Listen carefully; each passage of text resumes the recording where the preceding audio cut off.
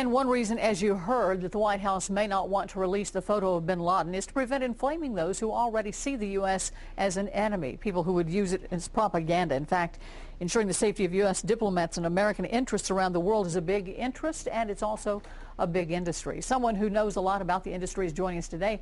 Sean Crain is a former diplomatic security officer. You have worked in 40-some countries and 6 different continents dealing with terrorism, and home established a business here and still travel around the world doing this. Correct. Now, the decision not to release the photo, you and I were chatting, you said obviously if he's still alive, he's going to show up next week, so why release the photo? It does more harm than good. Yes, I think it could incite exactly what we've heard just a second ago. It could incite people that maybe are looking for a reason to get excited. I think it's a great display of our decency. I know that when terrorists of that nature strike us, they're very, I guess, motivated to show their grave destruction and the heinous nature of what they did. And they display photographs regularly and post on their websites to try to incite fear and terror and feelings of ugliness. The United States, I think, did a good thing today in showing the decency that we're not that kind of people. With your knowledge of al-Qaida, with their terrorist leader gone, what do you think is happening within their ranks right now? Probably shock at this moment because they saw him as someone invincible for a good time. They had the world superpower tracing him and tracking him for almost a decade, and so they probably are in a state of shock.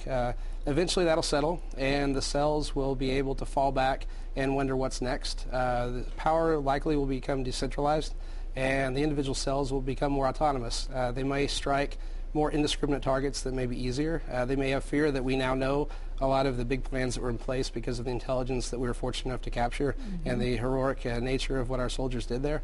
And so they might be able to change plans, become more autonomous, and become a little bit harder to forecast. Where in the world right now do you think Americans would be most in danger? I think certainly places, northern Africa would be difficult right now, the Arabian Peninsula, Yemen, places where al-Qaida cells have already shown that they're willing to take upon themselves the responsibility of carrying out attacks and do so autonomously.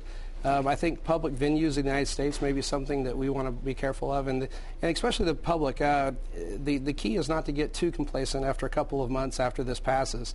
Everyone's going to be on their point for the next 2-3 months.